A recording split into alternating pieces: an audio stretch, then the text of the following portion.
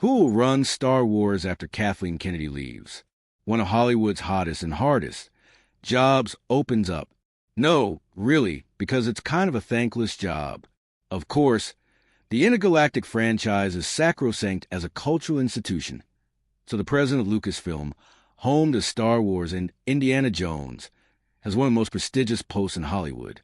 But there's also the reality they'll be trolled on social media, parodied on South Park, and criticized as too woke, too corporate, too slavishly devoted to George Lucas's vision, or too willing to depart from Jedi canon. And whoever gets the gig will be taking over at a low point in one of cinema's biggest and most beloved franchises. Powers that be at the Disney-owned empire haven't managed to get a film off the ground in 6 years, an eternity in today's hyperactive culture. And the movies that have appeared in the decade plus since Disney acquired Lucasfilm for $4 billion have been an exercise in diminishing returns, both financially and critically. Meanwhile, Disney Plus spin-off television shows such as The Acolyte have been unceremoniously canceled after one season.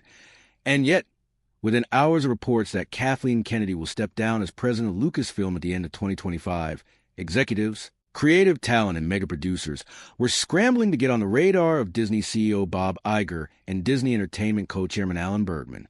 There are only so many of these jobs to be had, after all, and cracking the code on Star Wars could mean wielding a Kevin Feige-like influence in entertainment. But the successful applicant must offer a very particular set of skills. Foremost among them are deep relationships with artists and auteurs.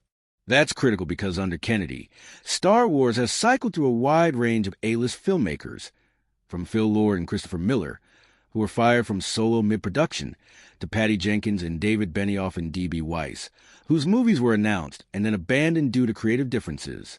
That's not to mention the litany of in-demand talent, like James Mangold, Taika Waititi, Donald Glover, and Rian Johnson, whose space opera-centric spin-offs have yet to materialize. Kennedy has never had trouble attracting top directors, but keeping them employed has been an ongoing challenge. Even filmmakers whose movies actually debuted on the big screen, such as Gareth Edwards' Rogue One, saw the final product either red-hot or dramatically refashioned in the editing process. The next person tapped to direct a new Star Wars movie will want assurances that they won't quickly join the ranks of the hired and fired.